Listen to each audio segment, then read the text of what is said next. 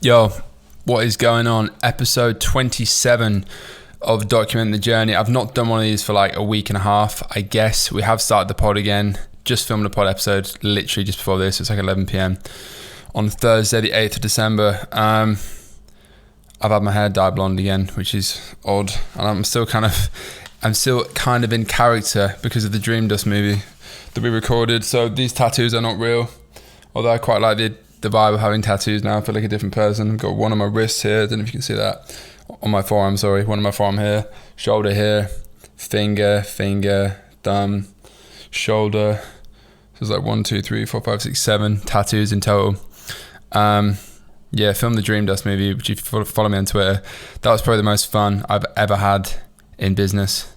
And I actually felt like a movie star and shit. So I definitely need to do more of that. I think before it comes out, I will say that it's probably the sickest brand video piece of content that I've ever seen. I know I would say that it sounds cocky or biased or whatever, but it's so detailed and so intensely over the top in every way that me and Brad put together as a duo. And yeah, I'm fucking excited to see the finished result.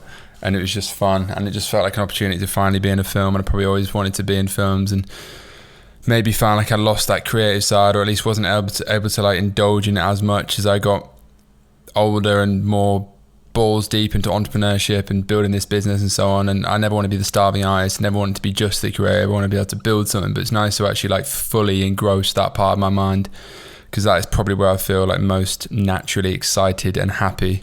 Granted, I can't do that all the time, but maybe I'll feature in more movies and just generally make more movies and DeLoreans and shit. I just fucking love that aesthetic, which is evident to see if anyone watches my pod, and obviously the brand. And yeah, if you follow me at all, you just know that I love that aesthetic. And yeah, that was just so sick. So that's what happened in the past week. I've spent a large proportion, there's kind of 3 topics, so that's one topic. Like, the other topic is we don't have any stock right now. So it's really fucking annoying, because we could have probably done double the revenue, more than double the revenue we did in November if we had stock. Right now, we're basically not running ads. We have to turn ads off over Black Friday. Super annoying. Kind of a nice problem to have, arguably, but it is a problem. It's a problem I knew would happen, because it was hard to predict demand beforehand. And then cash flow buying stock obviously is always hard anyway, even when you've got cash. And then lead times are like up to like 18 weeks right now. They're meant to be like 10 to 12 weeks originally, and then yeah, stuff's just delayed, and I can't sell stuff if I don't have it. So we've literally got, like, as I'm speaking, we have like 200 units in the warehouse, and we have like 1,000 coming on Monday. So we've not got enough to get over the weekend. But there's Royal Mail delays as well, which is fucked, which is all out of my hands. But long story short, within like the next 2 weeks, we'll be like fat restock. Got 45,000 units coming over the next 2.5 months, and it shouldn't be an issue again going forward, because obviously finally at the point where I'm putting much bigger orders in, like 20,000 plus units per order, or at least 20,000 units in the most recent order. So it shouldn't be an issue going forward, but it's super annoying, because I'm sat there like, I don't want December to be smaller than November, but if we don't have stock, we can't sell. And if we can't sell, it might be smaller than November. So we're going to have a really, really, really fat second half of December. And then Dream Dust is also delayed into January. But that's okay, because that will be a boost in January. So that is what's going on with that side of things. We're going to try and keep this one fairly brief. I say this every single time, but I've spent a lot of time in the past 2 weeks particularly speaking to angel investors and VCs. I also learned today that VC is actually the smaller ticket stuff, not PE. I thought I was speaking to PE, not that it makes a difference, but I think I put in my last video private equity stuff, where actually it's venture capital, doesn't really matter, but investment funds.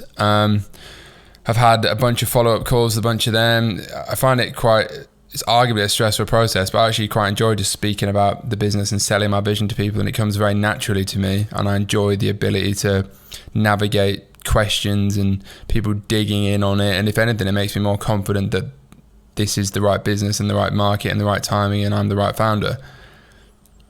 So yeah, it's been an interesting process, and yeah, I'm very confident I can raise what I set out to at the punchy valuation that I was setting out to, which a lot of people said to me was ridiculous in this market, but I like a challenge. So we've had a bunch of funds already committed from angels, like 100% committed, which is nice.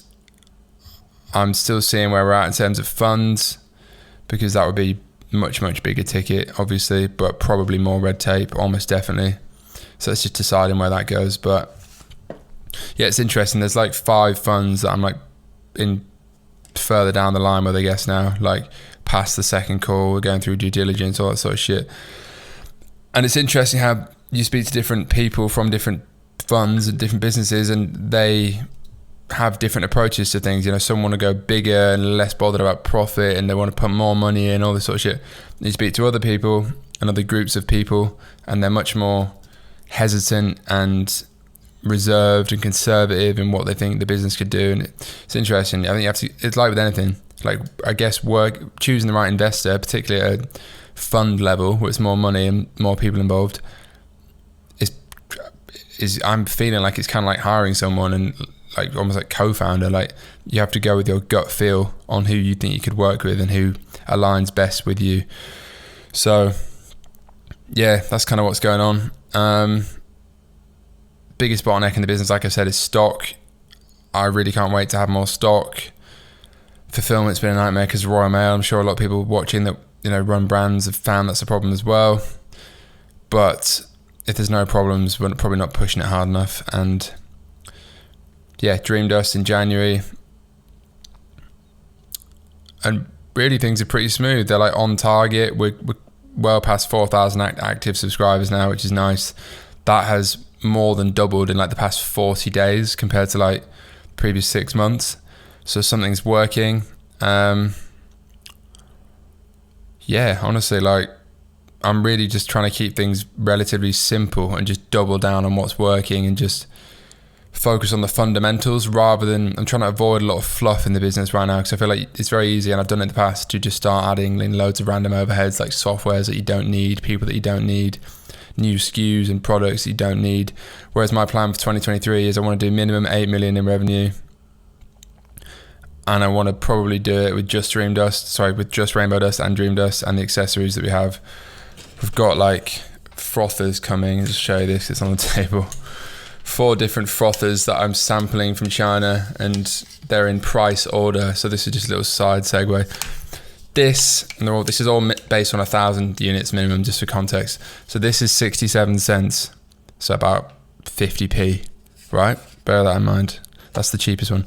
This one is $1.10, so about £1. This one is $2, so about £1, I don't know, 80. I don't know what the exchange rate is, roughly. This is the nicest one, most ergonomic, nicest button, nicest feel. It's just the best. It would win every blind frother test. This is like $3.81, so like £3.50 a unit. And I think the middle two are just meh. But if you compare this, call it £3.50 versus 50p, so 7 times the price.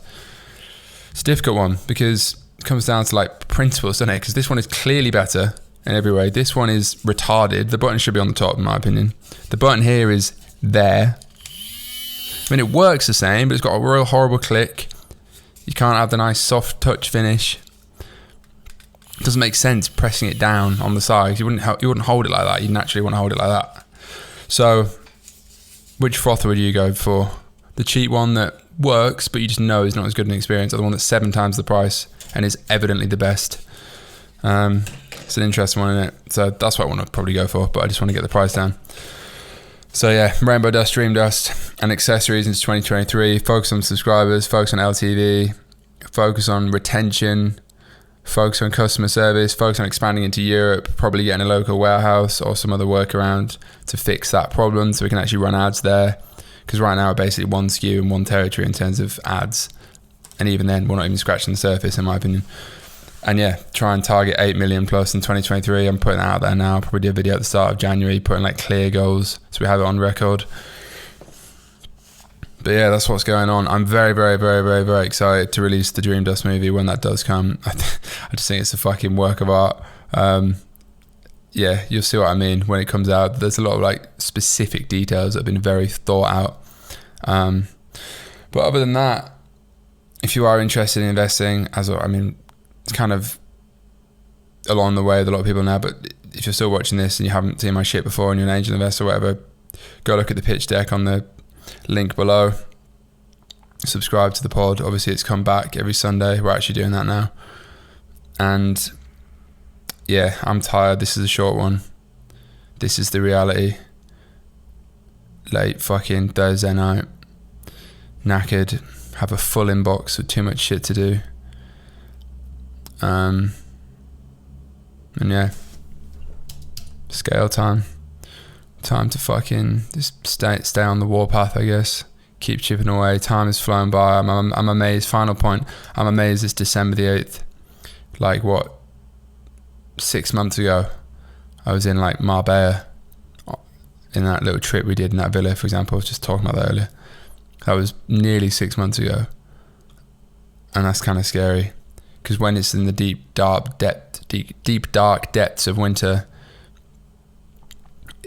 it feels like summer's never a thing. And when you're in summer, you forget what winter's like, and obviously they're the exact opposite.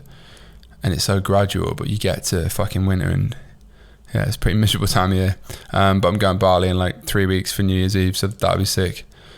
I'm long overdue a trip away after like 4 very heavy months in the trenches and a lot of other things. But yeah, space goes to the moon. As always, let's fucking go. Cheers for watching. Peace.